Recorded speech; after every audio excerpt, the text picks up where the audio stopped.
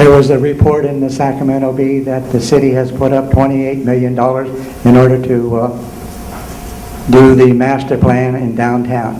The question that they raised was, how are they going to pay for that $28 million project? The city has done its due diligence by putting in the auto mall. I had a hand in that.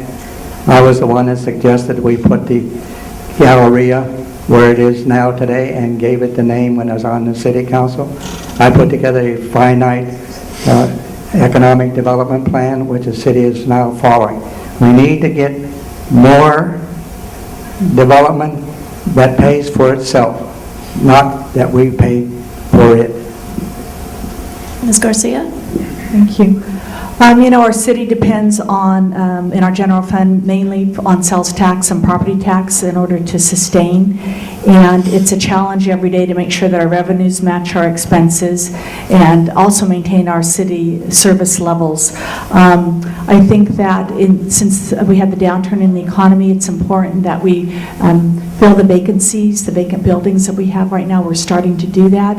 We need to create more jobs, bring more business into our community, and as Mr. Ozenick said, that will generate more tax revenue for our city, and I think that we need to be looking more of that and also streamlining. In the downturn of the economy, we really had to downsize the city of Roseville's organization and really bring it down to a size that we were able to manage in light of we had to lay off 30 employees, and we actually, through attrition, lost a total of 180 employees. So we have downsized the organization, and in that effort, I think it was important that, we are now able to continue on that new level and be able to attract more business to take care of the sales tax, and I think that may help with our new revenue streams. Thank you. Ms. Gore? The city of Roseville is very fortunate to have a very strong tax base. The Galleria, the auto mall, those things provide the sales taxes we need for our general fund. So that's terrific. But in this challenging economy, it's a challenging time, right? We don't have all the dollars that we need. So one of my priorities is to make sure that we stimulate the economy. We need to have additional jobs in our community. We need to fill up the vacant office space in our community. That's important. We need sales tax. We need jobs in our community. So I'm committed to working towards stimulating our economy. And those things it means looking at how do we retain our businesses? How do we attract new businesses to our community? Currently, the City of Roseville is partnering with 21 local businesses who are willing to step up with their dollars for the next 3 years to invest in marketing this community to businesses outside the region, to bring businesses into our community to produce more jobs and provide more sales tax. That's important. We need to have different programs like that, perhaps different incentives to bring businesses to our community. Ultimately, sales tax is a wonderful thing, and we have to make sure that we find different ways to increase those dollars to go to our general fund, and then we'll have the dollars that we need to provide the core services to our residents. Okay, we have time for one more question, and we'll begin with Ms. Roccucci. This is kind of a long one, and it's kind of a culmination of a lot of different questions people have submitted. What is your listen carefully. What is your view on recent or current projects such as historic Old Town, Riverside Gateway, Town Square, the Oak Street roundabout, traffic lights, and Vernon Street and Dry Creek mixed-use development? 90 seconds. 90 seconds. Sure, I'll repeat them. Yeah, let's hear it one more time. Historic Old Town, Riverside Gateway, Town Square, Oak Street Roundabout, traffic lights, and Vernon Street and Dry Creek mixed-use development. It actually came in one question, but there have been several questions on various ones. I'm just going to kind of hit it generally. Some of these things I think are really good, and some I don't really agree with. I'm glad we're having the town square. It's kind of seeing it going through, just being all torn up right now is not very pretty.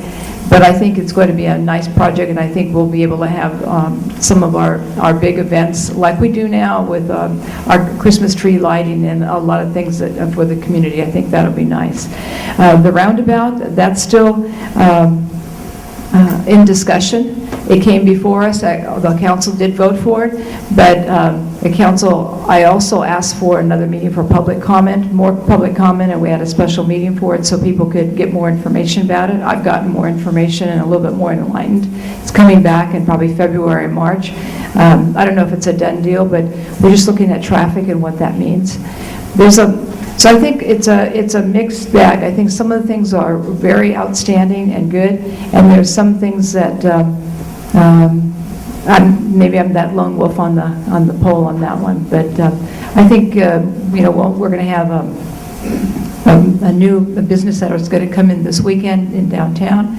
I also mentioned to you about the entertainment ordinance, that we're looking, if we're going to have music and different events and places, that we make sure that it's safe for the community, fun for the community, but safe. If we can't make it safe and fun, then we don't need to have it. So I think we're trying to do it right, and most things I like, some I'm not sure. Mr. Alvord? Being the only candidate that's been actually part of the revitalization efforts from the original planning through the different committees and sitting on the Roseville Revitalization Committee, I can tell you that every dollar that is spent on revitalization comes back to the city in something like $14 in its term. It is a good investment.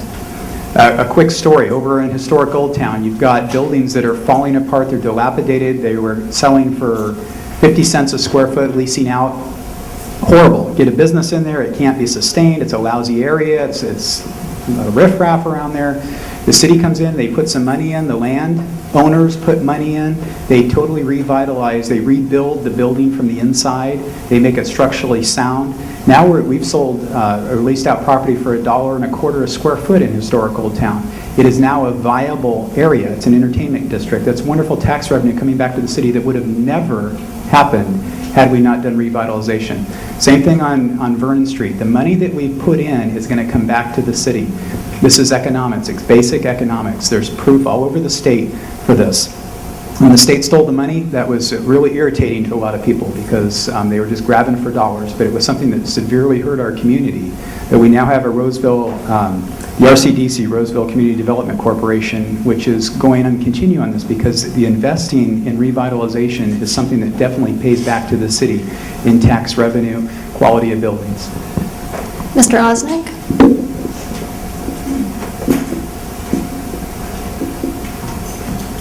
The revitalization of Old Town is a star for Roseville. It's a good project. The next thing that's going to be put in there would be a parking garage. Whatever happens, though, with a private partnership with the city, it may be under Agenda 21. If you're not familiar with that, eventually you'll be driving a car that's been put before you. You live in a house that's been put before you, and so on. So that's a little frightening. On downtown, that master plan, I already said, has $28 million invested. The question is, if it's going to be $14 for a dollar saved, that's nearly $500 million that will be returned. I don't believe that, and I don't think it'll happen. On the roundabout, there's a roundabout in Europe, and that's where it makes a quaint thing. I don't know what the statistics are for a roundabout on Oak Street and Washington Boulevard, but I'm a little frightened about it. And I think that we take another good look at it before we put it in. Ms. Garcia? Thank you. I am very excited about our downtown-specific plan that our city is in the process of building right now. The monies that are building that, none of that money has come from our general fund. It's come from our strategic improvement fund, public facilities fund, fire facility fund, business improvement fund, and water and sewer rehabilitation funds. So that's where the money is coming from to do the downtown square project.